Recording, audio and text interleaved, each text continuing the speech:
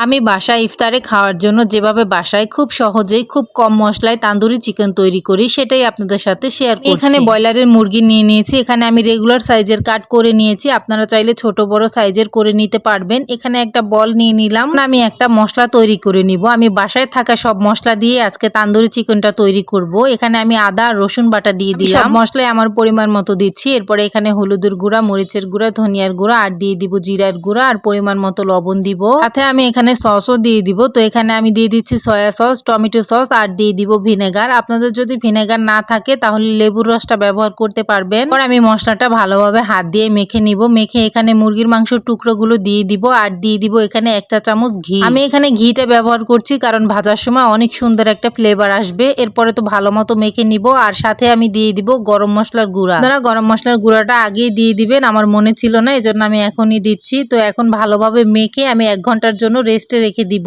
1 ঘন্টা পরে আমি চুলায় একটা ফ্রাই প্যান বসিয়ে এখানে 2 টেবিল চামচের মতো তেল দিয়ে আমি এখন চিকেনগুলো দিয়ে দিব। চিকেনগুলো দিয়ে আমি 10 মিনিটের জন্য একটা ঢাকনা দিয়ে রান্না করে নিব। তো এই 10 মিনিটের ভিতরেই কিন্তু চিকেন সিদ্ধ হয়ে যাবে। 10 মিনিট পরে আমি ঢাকনাটা খুলে নিচ্ছি। আমি এখন উল্টিয়ে দিব চিকেনগুলা। পর্যায়ে চুলার হিটটা মিডিয়ামে রাখতে হবে, না হয় চিকেনগুলো পুড়ে যাবে। এখন উল্টিয়ে আবার আমি 5 মিনিটের জন্য ঢাকনা দিয়ে ঢেকে রাখবো। 5 মিনিট পরে আমি ঢাকনাটা খুলে নিয়েছি। একদম উল্টিয়ে পাল্টিয়ে একদম পোড়া পোড়া করে আমি ভেজে নিয়েছি। একদম রেডি হয়ে গেছে আমার বাসায় করা তান্দুরি চিকেন। আপনারাও চাইলে কিন্তু বাসায় এভাবে খুব সহজেই তান্দুরি চিকেন তৈরি করতে পারবেন। খেতেও কিন্তু অনেক বেশি মজা হয় আলহামদুলিল্লাহ। তো রেসিপিটা কেমন লেগেছে অবশ্যই কমেন্ট করে জানাবেন।